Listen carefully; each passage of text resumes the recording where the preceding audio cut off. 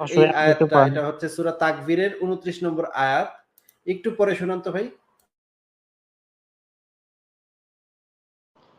তোমরা ইচ্ছে করো না যদি বিশ্বজগতের প্রতিপালক আল্লাহর ইচ্ছে না করেন। অন্য অনুবাদগুলো পড়েন, এই যে আল বায়ান ফাউন্ডেশনের অনুবাদটা পড়েন। আর তোমরা ইচ্ছা করতে পারো না যদি না সৃষ্টিকুলের রব আল্লাহ ইচ্ছা করেন। মানে আপনার যে ফ্রি উইল বা স্বাধীন ইচ্ছা, এই ইচ্ছাটা কার উপরে নির্ভরশীল?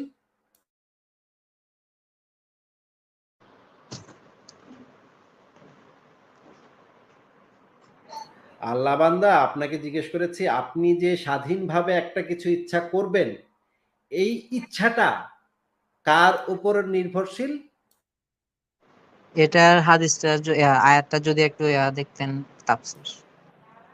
এই আয়াতে কি লেখা আছে সেটা পড়েন। এই সূরা তাকবীরের 29 নম্বর আয়াতে। আয়াতে তো অন্য কিছু বুঝাতে চাইছে, কিন্তু এখন যদি শুধু একটা আয়াত দেখে আগে পিছে কিছু না দেখে তাহলে মানে তো এই আয়াত দ্বারা কি বুঝাইতে চাইতে পারে? মানে এই যদি আয়াত শুধু দ্বারা কি এই এটা আয়াতে বুঝাইতে এতটুক লেখা দেখি, এতটুক লেখা দেখলে তো এটাই বোঝা যায় যে শুধু আল্লাহর ইচ্ছাই আমরা ইচ্ছা করতেছি। আমি আরো অনেকগুলো আয়াত দেখাবো।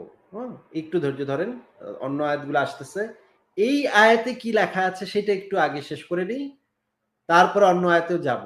এই আয়াতে যেটা লেখা আছে সেটা হচ্ছে তোমরা ইচ্ছা করতে পারো না যদি না, এটা কি এইটার দ্বারা কি এইটা মিন করতেছে যে তোমরা ইচ্ছা করতে পারো আল্লাহর ইচ্ছা ছাড়াও তোমরা ইচ্ছা করতে পারো, এটা কি এটার মিনিং হবে?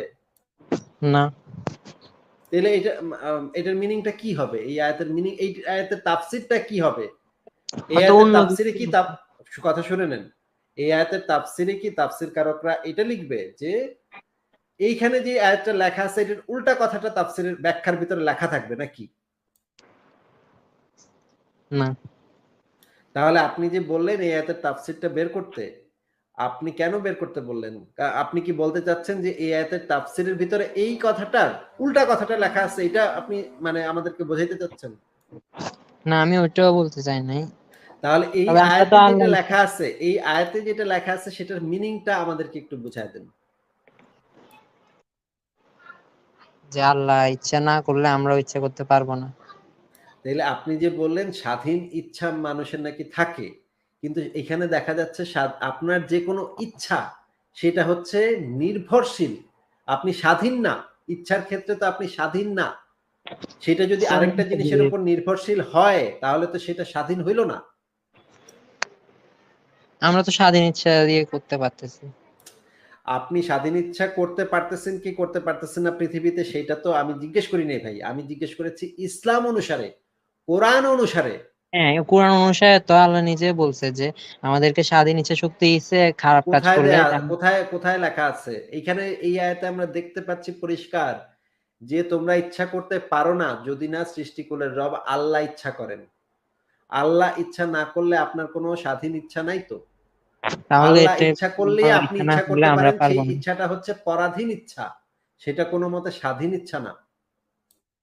তাহলে আমরাও রোবটের মতো ফিট করা। আপনি কিসের মতো ফিট করা সেটা তো আমি জানতে চাইনি ভাই। আমি জিজ্ঞেস করেছি কোরআনে এই বিষয়ে কি বলা আছে? হ্যাঁ, কোরআন অনুসারে তাহলে আমরা রোবটের মতো আমাদের ভিতরে করে রাখছে। কোরআন অনুসারে তাহলে আমরা এটাই আসতে পারি। আচ্ছা, এইটার তাফসির আমরা করব। তাহলে আমরা দেখি এটা তাফসিরে কি লেখা আছে। ওই আয়াত। এই যে তাফসির থেকে আমরা দেখতেছি এখন, তাফসির ইবনে কাসির ইসলামিক ফাউন্ডেশন 11 খণ্ড, পৃষ্ঠা হচ্ছে 372। এই অংশটুকু একটু পড়ে শোনান তো ভাই আমাদেরকে, এই লাল দাগ দেয়াটা। অর্থাৎ আল্লাহর ইচ্ছা না হওয়া পর্যন্ত কারোর ইচ্ছা পূরণ হইবার নহে। এই আল্লাহ, কথাটার মানে একটু বুঝায় নেন। আল্লাহর ইচ্ছা এটা না হওয়া পর্যন্ত কারো, এটার মানে কি? কারোর ইচ্ছা পূরণ হবে না। আমরা যদি কোনো একটা ইচ্ছা করি, আল্লাহ আমারে এই একটা ভালো কাজ করায়, মানে কিছু একটা পাওয়ার জন্য ইচ্ছা করলাম, আল্লাহ যদি না চায় সেটা আমরা পাবো না। মানে মানুষের ইচ্ছাটা ইচ্ছা আল্লাহর বলতে ইচ্ছার এখানে উপর তো, এখানে নির্ভরশীল এই নাকি? তাফসীর দ্বারা তো আমি বুঝতেছি যে আমরা আল্লাহর কাছ থেকে কিছু একটা চাইলে সেই চাওয়াটা আল্লাহ যতক্ষণ পর্যন্ত ইচ্ছা করে পূরণ করবেন না ততক্ষণ এখানে পর্যন্ত তো চাওয়া চাওয়ির কথা। সেটা তো বলা নাই এখানে যে তো আপনার আপনি এই ইচ্ছাটা ইচ্ছা। করতে পারবেন। আপনি ইচ্ছাটা পর্যন্ত করতে পারবেন না যদি আপনার আল্লাহ ইচ্ছা না করে। আপনার ইচ্ছাটা ডিপেন্ড করবে আল্লাহর ইচ্ছার ভিত্তিতে, মানে আল্লাহর ইচ্ছার উপর আহ, ভিত্তি করে। এখানে তো বলতে ইচ্ছা পূরণ। এখানে এখানে আপনি চাওয়া, আল্লাহর কাছে চাওয়া, এই জিনিসটা পাইলেন কোথায়? এইখানে যে জিনিসটা বোঝানো হচ্ছে যে কোনো ইচ্ছা, আপনি যখন আপনি আল্লাহ যদি আপনার জন্য ইচ্ছাটা না করে দেন, তাহলে আপনি নিজে থেকে কোনো ইচ্ছাও করতে পারবেন না। তাহলে বুঝলাম। আচ্ছা ঠিক আছে, কোরআন পড়েন আপনি অনুসারে আমি চিন্তা করতেছি। আপনি তাফসীরটার পরবর্তী অংশগুলা পড়েন একটু। আল্লাহর মঞ্জুরি ব্যতীত কেউ নিজেকে হিদায়াত করিতে, ঈমান আনয়ন করিতে এবং নিজের কোন উপকার করিতে সক্ষম নহে। আচ্ছা, অর্থাৎ এই কথাটার মানে কি? এই কথাটার মানে কি? আল্লাহর মঞ্জুরি আমরা ব্যতীত আল্লাহর কেহ ইচ্ছা না নিজেকে করা পর্যন্ত আমরা কেউ ঈমান আনতে পারবো না, ভালো কাজ করতে আচ্ছা, পারবো না, এইসব। এই কথাটার মানে কি? কথাটার মানে কি? মনে করেন আমি কি যেটা আজকে বলছি, আল্লাহর ইচ্ছা মঞ্জুরি ছাড়া কি মুসলমান হইতে পারবো? মুসলমান বলতে হ্যাঁ ঈমান আনতে পারবেন, এই কথাটার দ্বারা এটাই আমি আল্লাহর বুঝাইতেছি। ইচ্ছা ছাড়া ঈমান আনতে পারবো? এটা আপনার এইটা করে পারবেন না, মনে হইলো? পারবেন না। তাইলে আমি যে ঈমান আনতেছি না সেটা কার উপর নির্ভরশীল? আল্লাহর উপর। আমার উপরে নাকি আল্লাহর উপরে? আল্লাহর উপর। তাইলে এইখানে তাহলে আমার স্বাধীন ইচ্ছা কোথায় তাহলে? তাহলে তো কোরআন অনুসারে আমাদের স্বাধীন ইচ্ছা শক্তিও নাই। তাকদীর অনুযায়ী তো আমরা সেটাই দেখতে পারতেছি। আমাদের তো স্বাধীন ইচ্ছা শক্তি, আপনি যেটা বললেন ফ্রি উইলের কথার তো উল্টা কথা লেখা কোরআনে। আপনি যে বললেন ফ্রি উইল আছে আর আপনি আমার এই ইয়াটা সার্চ করতে বলছেন, আমি সার্চ করছি কিন্তু পাই নাই এই তাকদীর নিয়ে সংশয়.com। স্বাধীন ইচ্ছা শক্তি আছে, আহ, কি পান নাই? আহ, এই পেজটা পাই নাই, মানে লেখাগুলা। আচ্ছা আসিফ ভাই, ভাই, তাহলে আপনি পরের অংশগুলো একটু পড়ে আমাদেরকে শোনান প্লিজ। অর্থাৎ কে হিদায়াতের উপযুক্ত আল্লাহ তা জানেন, ফলে তিনি উপযুক্ত ব্যক্তির জন্য যাবতীয় উপকরণের ব্যবস্থা করিয়া দেন, আর যে ব্যক্তি বিভ্রান্ত হওয়ার যোগ্য তাকে হিদায়াত হইতে বঞ্চিত করেন।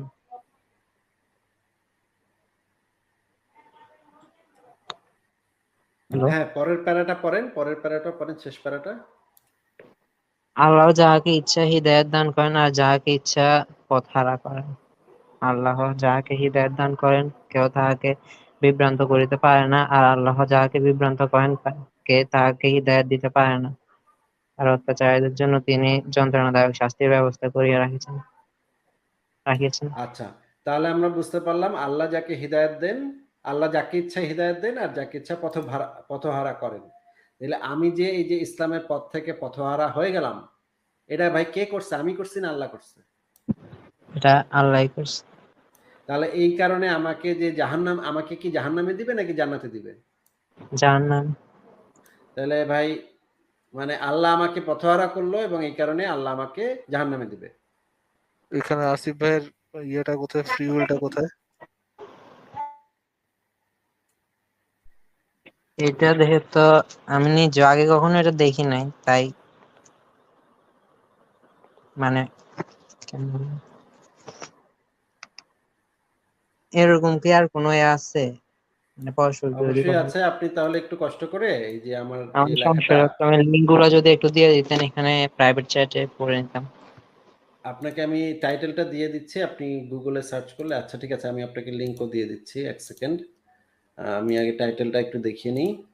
এই লেখাটা একটু পড়বেন। ইসলামের অন্যতম ভিত্তি তাকদীর প্রসঙ্গে। ঠিক আছে? এই এই লেখাটা লেখাটাই আমি পড়বেন। সার্চ করছিলাম সংশয়.com এ, পাইনি, কিচ্ছু আচ্ছা, আসেনি। আপনার এখানে বোধহয় আমাদের ওয়েবসাইটটা ব্লক করা আছে। এইজন্য আপনি খুঁজে পান নাই। ঠিক আছে? আচ্ছা, আমি আপনাকে আরেকটা পদ্ধতি দিয়ে দিচ্ছি। আপনি যেই কাজটা করবেন, আপনাকে লিংকটা দিয়ে দিচ্ছি। আপনি সেই লিংকে গিয়ে লেখাটা পড়বেন। তাহলে হুম, আপনি পাবেন। হ্যাঁ? আ আমাদের ২ টা ওয়েবসাইট। একটা হচ্ছে সংশয়.com, একটা হচ্ছে সংশয়.live। ঠিক আছে? আচ্ছা। সংশয়.live এ ঢুকলে আপনি সেই লেখাটা পড়তে পারবেন। তাহলে আমি আপনাকে এই যে প্রাইভেট চ্যাটে সংশয়.live এর লিংকটা দিয়ে দিচ্ছি। আপনি এই লেখাটা পড়বেন তাহলে গিয়ে। হ্যাঁ? আমি ইসেও দিয়ে দিচ্ছি, কমেন্ট সেকশনেও দিয়ে দিচ্ছি। যাদের এই লেখাটা পড়া দরকার তারা সংশয়.live থেকেও এই লেখাটা পড়তে পারেন, সংশয়.com থেকেও লেখাটা পড়তে পারেন। একই লেখা ২ জায়গাতেই আছে। তাহলে ভাই আপনার মনে হয় সমস্যার সমাধান হয়ে গেছে।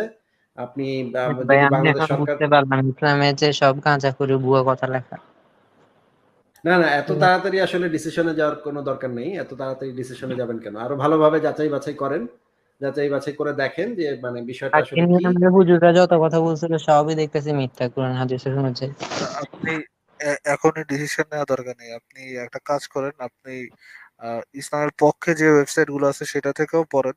সেটা থেকেও পড়ে একটু যাচাই করে দেখেন যে হ্যাঁ ভাই, আমি কাদের। ওইগুলো থেকে পড়ে আসছিলাম, এই প্যারাডক্সিয়াল সাজিদ পড়ে আসছিলাম, তাফসীরগুলো প্যারাডক্সিক্যাল সঠিক। সাজিদ কোনো ইসলামিক কোনো কিছুই না। প্যারা প্যা মানে প্যারাডক্সিক্যাল সাজিদ একেবারে নিম্নমানের একটা বই। আমি আর কিছু বললাম না এটা সম্পর্কে। বাট প্যারাডক্সিক্যাল সাজিদ এগুলা কোনো আ ইসলামিক দলিল হিসেবে ব্যবহার করার মতোই কোনো কিছু না। যেকোনো আলেমকে জিজ্ঞেস করেন সেও এই কথাই বলবে। আ আপনি আ আপনি একটু নিজেই সার্চ করেন। তাকদীর আচ্ছা। বিষয়ে কোথায় কি লেখা আছে, কোন ভালো